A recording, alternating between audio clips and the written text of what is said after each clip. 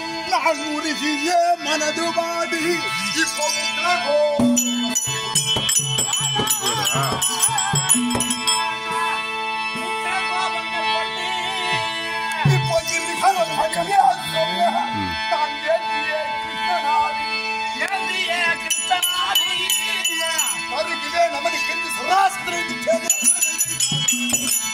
பாருங்கள் மதிமார்களே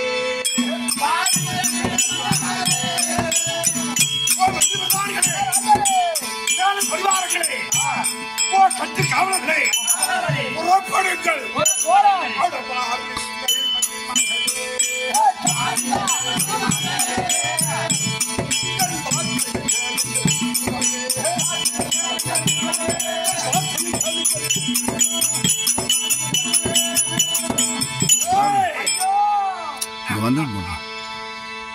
தேவர் ஒடுக்கவே வந்தம்பா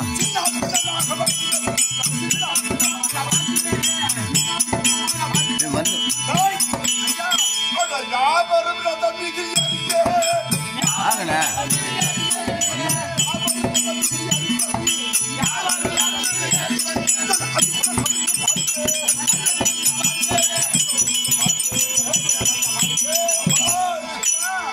தேசம் விட்டு நாடினோம்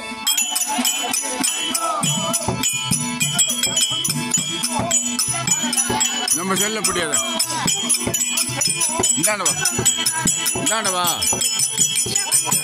இந்தாண்ட வந்தா தான் தெரியும் பிடி இதே மாதிரி நான் பிடிக்கிற மாதிரி பிடி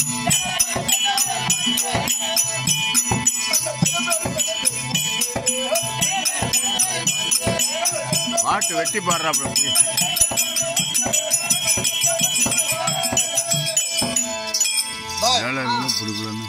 இப்படியாக தன் மருமகனாய கம்சனை யாதவ கிருஷ்ணன் கொண்டு விட்டானில் 18 வருட காலம் ஒரு தடவையும் ஒரு வருஷம் ஒரு தடவை சண்டைக்கு போனா 3 வருஷ காலம் தொடர்ந்து நடக்கிறது. எத்தனை வருஷம்? ஒரு முறை சண்டைக்கு போனா ஓயாம 3 வருஷம் அந்த சண்டை நடக்கும். 3 வருஷம் முடிஞ்ச பிற்பாடு அவன் ஓட்ட முடிச்சிருவான். யாரு? கிருஷ்ணன். பின்னால கல் எடுத்து தோத்தக்கூடாது அப்படின்னு சராசந்தம் வந்துடுறது. திரும்ப ஆட்சி பண்றான்னு கேள்விப்பட்டா திரும்ப போறது. திரும்ப 3 வருஷம் சண்டைச்சு அந்த 3 வருஷம் ஆச்சா ஓடி இப்படியா 6 தடவை வந்து விட்டோம். எங்க திருப்பி வந்துட்டீங்க? ஆமா 6 தடவை சண்டை பிடிக்க எத்தனை ஆச்சு? 6 3 18 தடவை சண்டை செய்து முடியும் என்னோடு அவன் தோல்வி ஏற்பட்டு வடமதுரையிலே இருந்தா இந்த சராசத்தை நம்மளை கொன்று விடுவான். அப்படி எங்க பயந்து சங்குதுவாரகை யாரும் உள்ள நுழையாத கடலுக்கு நடுவிலே தீவை சங்குதுவாரகை ஏற்படுத்தி அங்க போய் பதுங்கிட்டான்.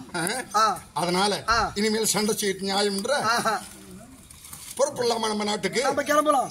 நான் கூத்த பாப்பனா இல்ல சோத்த பாப்பனா? நாம இனிமேல் விட்டு நம்ம போடி பதுங்கிட்டோம். ஆமா, இனிமேல் அவங்க கூட மீண்டும் சண்டைக்கு சங்குது வாரைக்கு போறது நியாயம்.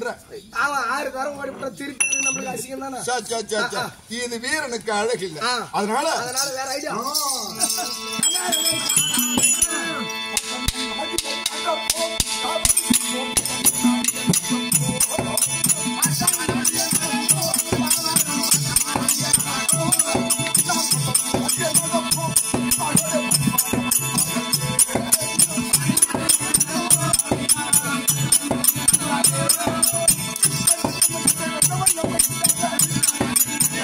நல்லா இருந்தா பாக்குறதுக்கு.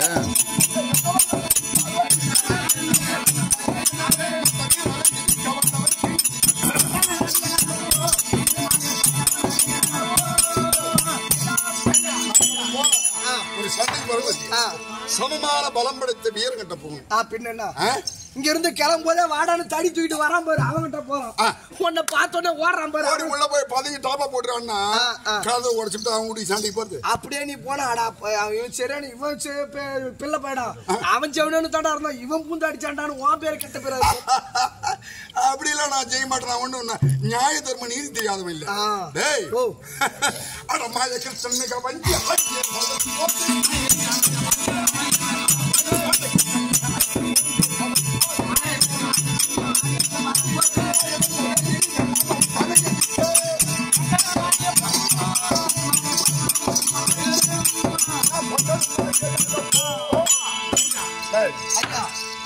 அவன் ஓடி பதுங்குறான்.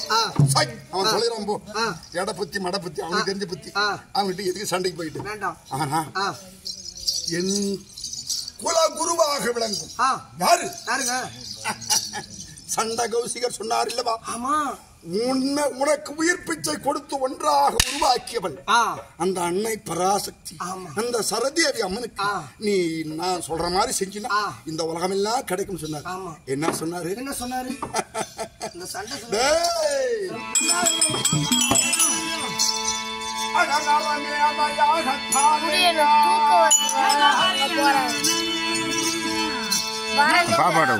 சாப்பாடை கூட பிடிப்பா வச்சு கொடு, அது பிடிக்கணும்.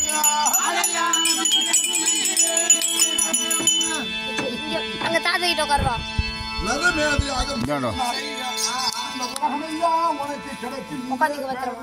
அப்படியே பாரு, அப்படியே பிடி பார்க்கலாம். இந்த இது எடு.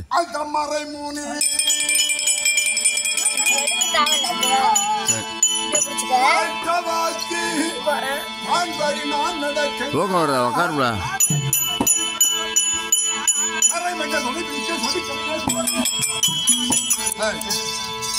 இந்த உலகத்திலே அரசு செய்யும்படியான ராஜராஜாக்களை கொண்டு வந்து நமது இஷ்ட குல தெய்வமாகிய என்னை உருவாக்கிய அன்னை அந்த உலகமாதா சரதேவி அம்மனுக்கு நரமேதையாகவும் செய்தால் இந்த உலகம் எல்லாம் கிடைக்கும் என்று சொல்லியிருக்கின்றார். சரி, அதன்படி எவ்வளவு நாள் வரைக்கும் எத்தனை பேத்த கொண்டு வந்து இது வரைக்கும் இந்த நாடக புஸ்தகத்துல 360 போய் புஸ்தகத்தை பாரு, அவரையும் பார்க்க சொல்லு.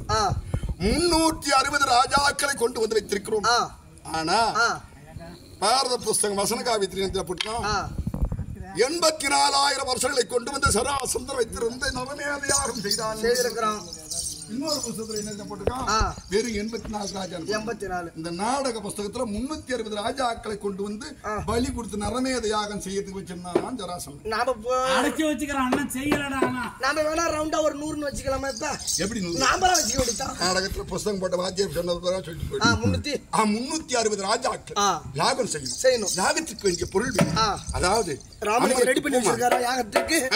அம்மனுக்கு பூமா, அதோடு மட்டுமல்ல கற்பூரங்கள், தயிர், பால், நெய், இளநீர், அம்மனுக்கு பட்டாடை, சகலமானங்கள் தயார், மானிட்டர் பாட்டல்